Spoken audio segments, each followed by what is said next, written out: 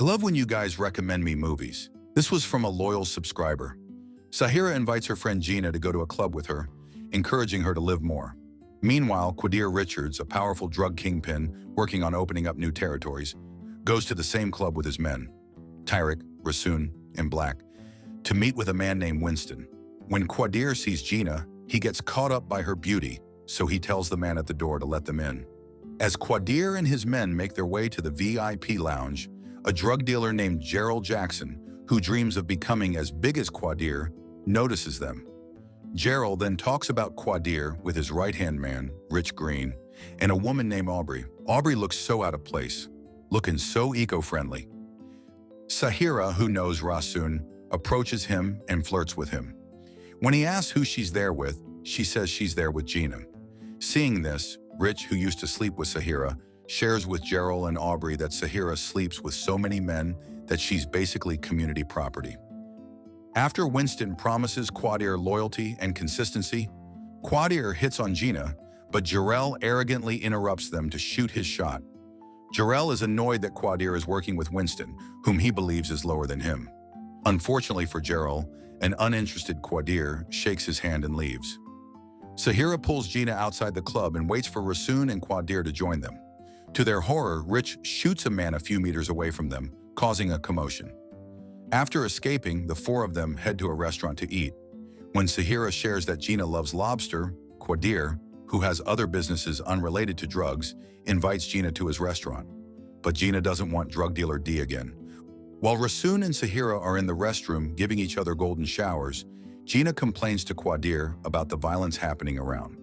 Upon learning that she's still in school, majoring in English literature, and that she's a writer trying to write her first novel, he asks to read her work, but she refuses. Cutting to the chase, Gena thanks Quadir for dinner, but rejects him.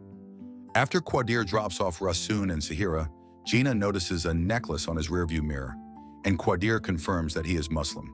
This leads to them bonding over Malcolm X, and they eventually exchange numbers.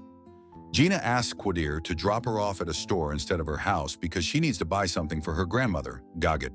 To her horror later, when she's about to leave the store, she witnesses Rich pulling up and shooting the men in front of her. When Rich notices her, he points his gun at her, prompting her to run as fast as she can while he laughs.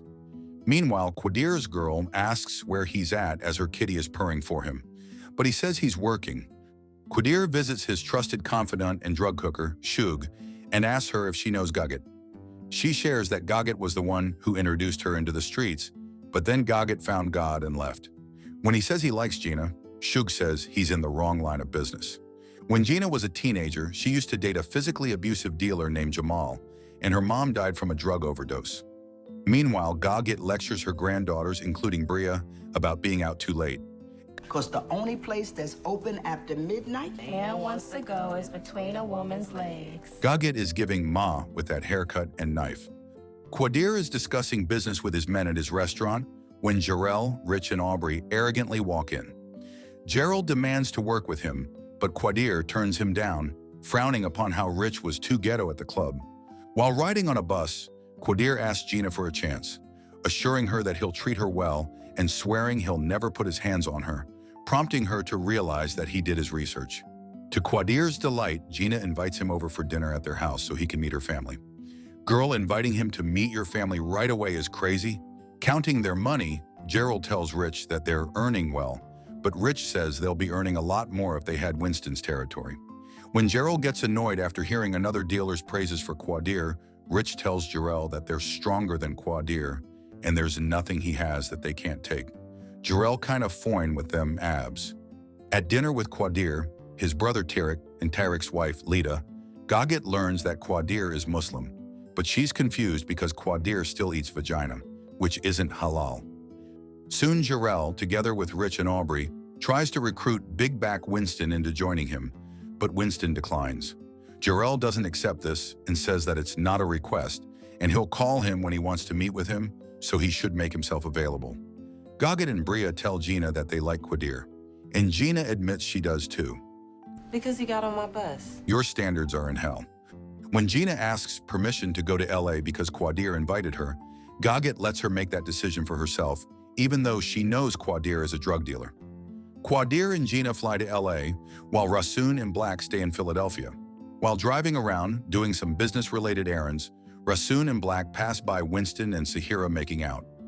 Black then advises the heartbroken Rasoon to let it go, because girls like her love shiny things, even if they're fake gold. After horseback riding on the beach, Quadir shares with Gena his plans on leaving the drug world because he can't be a husband and a father with that kind of life.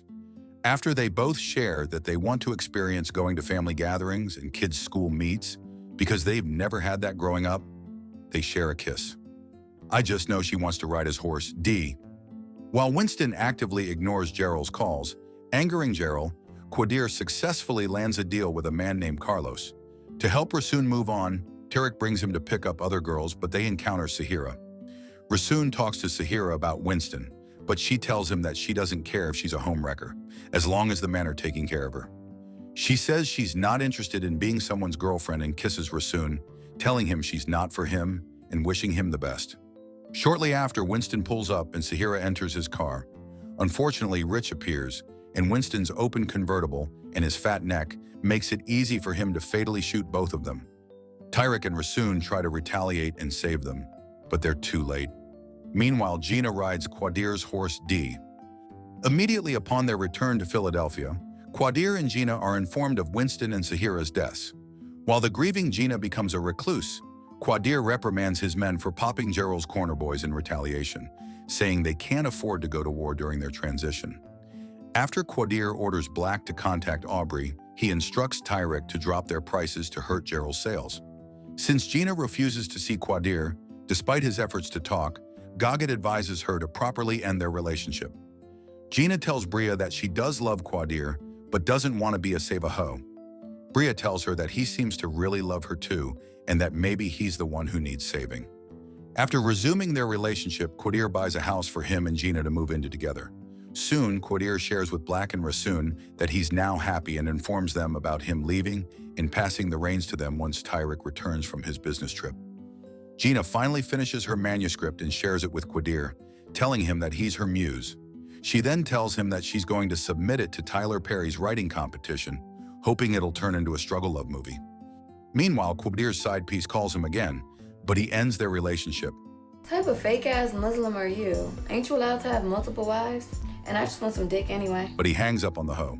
In an empty barber shop, Jarrell, with Rich and Aubrey, once again negotiates a working relationship with Quadir. When Quadir brings up Winston and Sahira's deaths, Jarrell says he needed to see his strength. Giving him a chance, Quadir gives him a location where their groups can meet, instructing him to bring money. Please, Jarrell quickly agrees. On the night of the meetup, Quadir suggests to Gena that she should just ditch the writing competition and simply publish her novel, promising to help her self-publish it. He then leads her to her surprise birthday party where their family and friends are waiting. Meanwhile, when Rich and his two men get to the lounge with the bag of money, Rasoon and Black ambush them. Thinking they're all dead, the pair checks the bodies and realizes that Jarrell isn't there. Unfortunately, Rich, who's still alive, shoots Black, so Rasoon finishes Rich off. Quadir gives Gena a new car, and he has security codes engraved on her car's keychain in case she needs them. After receiving news about Black, Quadir tells Gena that he and Tarek need to leave because there's a fire in his restaurant. I can only picture Tarek as Lafayette from True Blood. While Tarek checks the bag of money, Rasoon informs him and Quadir about what happened and that Black died in the car on their way to the hospital, so he left his corpse at a bus stop on the parkway. After Quadir instructs them to give Black's mother whatever she needs, Rasoon suggests freezing operations, but Tarek turns that down because they'll risk losing Carlos. Quadir then instructs them to ready their men to end Gerald. Meanwhile, Gena and Lita, who are test driving Gena's new car, are cornered by Gerald's group. After kidnapping Gena, Gerald throws a phone at Lita and instructs her to tell Quadir to put together $2 million and wait for his call. Tarek sends Lita to safety, and Rasoon instructs some men to locate Aubrey's parents. If they find her, they'll find Jarrell. Tarek refuses to join Gena's rescue, so Quadir goes with Rasoon. At the location of the exchange, Quadir and Rasoon wait for Aubrey to take the bags of money as they try to ignore Gerald's mocking on the phone. When Jarrell gives the cue, they then run to get the bound and gagged Gena out of Aubrey's trunk. The next morning, when Aubrey gets into her car, about to leave her parents' house, Quadir and Rasoon ask her about Gerald's whereabouts at gunpoint. Fearing for her parents' safety, Aubrey reveals that Gerald is in LA and she's supposed to meet him at the Standard Hotel on Sunset in 3 days. Rasoon fatally shoots the granola girl, and Quadir calls Carlos to take care of Gerald. Later, Quadir proposes to Gena, and she stupidly says yes. I guess getting bound and kidnapped wasn't a big enough red flag to leave. He promises he's left the thug life and is no longer stomping the yard. However, when they are out on a double date with Tyrick and Lita, Gerald and his man appear and fatally shoot Lita and Quadir. As if Gena isn't grieving enough, after less than 2 weeks, Quadir's mom, Viola, takes everything away from Gena, including the home Gena shared with Quadir, so she can put them up for sale. Gena becomes a recluse, so Rasoon visits her and comforts her, saying he felt the same way after Sahira's death. She shares that she wasn't able to say a proper goodbye to Quadir because his parents didn't tell her where his funeral was. When she asks about Tyrick, he says Tyrick is still making moves on the street, like nothing happened because it's all business for him. He adds that unlike Tyrick, he can't fathom continuing anymore. After Gena gets the 1-year unpaid internship in New York, she finds an envelope that contains instructions Quadir had left for her, which leads her to an apartment. There she finds a safe, which she successfully opens using the security codes Quadir had engraved on her car keys. Inside the safe is a massive amount of cash, which she later uses to start a new life and support herself in New York. Quadir dying was really unexpected for me, especially since there are sequels to this. What did you guys think of this one? And should I cover the sequel? And why am I just finding out that Nelson Ellis died in 2017? If you like this video, make sure you subscribe and turn on notifications because YouTube isn't recommending my videos. And if you would like to watch more foolishness, click here or here.